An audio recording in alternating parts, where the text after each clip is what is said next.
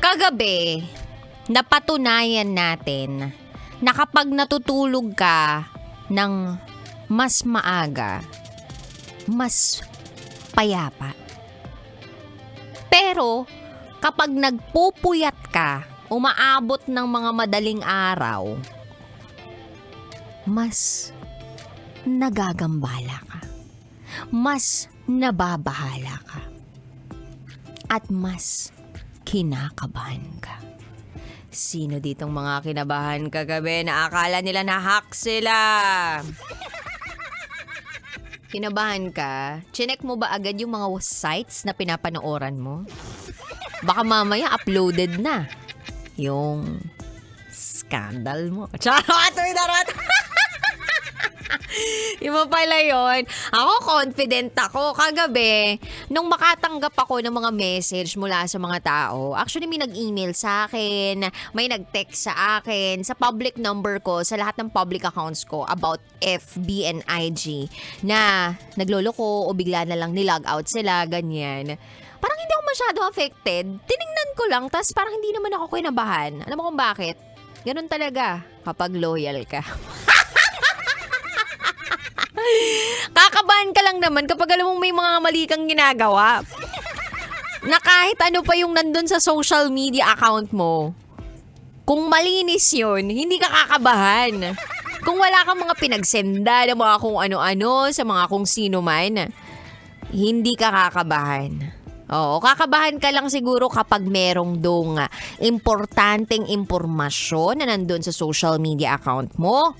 Kakabahan ka lang din siguro kung meron ka nang naibigay doon na pribado and makaka-apekto doon sa seguridad na meron ka.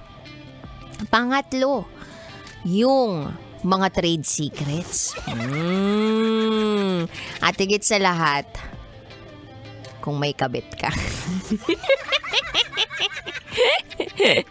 Doon ka kakabahan. Natawa nga ako eh. Yung iba kinabahan sa pagkawala ng FB pero sa pagkawala ng insurance, di kinabahan. Mas dapat nga kabahan tayo sa point na wala tayong insurance. Kung wala ka pang insurance kabisyo, doon ka dapat kabahan. O kaya kung hindi ka pa nagbabayad ng utang doon sa pinagkakautangan mo, doon ka dapat kabahan. Pero kung alam natin na app glitch yan, o kaya naman sa mismong app yung naging problema, maibabalik at maibabalik nila yan. Lalong-lalo na si Mark Zuckerberg, sobrang influential at napaka-powerful na tao niyan. Hindi nga natin alam eh, baka mamaya lahat pala tayo sa mundong ito, nakikita niya. Oh. Diba, naisip mo ba yung kabisyo? Yung parang, yung mga gumawa ng napakasikat na mga social media app o di kaya naman yung mga cellphone, mga laptop, yung mga camera doon. Naisip mo ba minsan na hindi kaya nakaka-access sila doon? Hindi kaya ginagamit nila ito for a revolution? Yung mga ganon, naisip mo ba yun? Hindi mo naisip yan kasi isang tao lang yung naiisip mo eh. Yung hindi ka pa gusto, hindi ka pa tunay na mahal, niloloko ka pa. Charot! Darot! Advance mag-isip yan. Oo, yarn. De, pero sabi nga nila, yung pagiging kalmado, it's a gift. So, kabisyo, mind the things that matter and never mind the things that doesn't matter.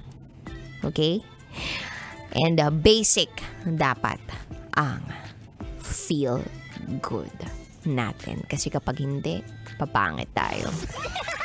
And nandito ako para magbigay ng kaligayahan at ng gumanda naman ang araw mo. 3 to 5 p.m. tayo magkakasama ngayong araw. Na itetsuwa kapiling ang babaeng naniniwalang hindi man ako palaging may pera.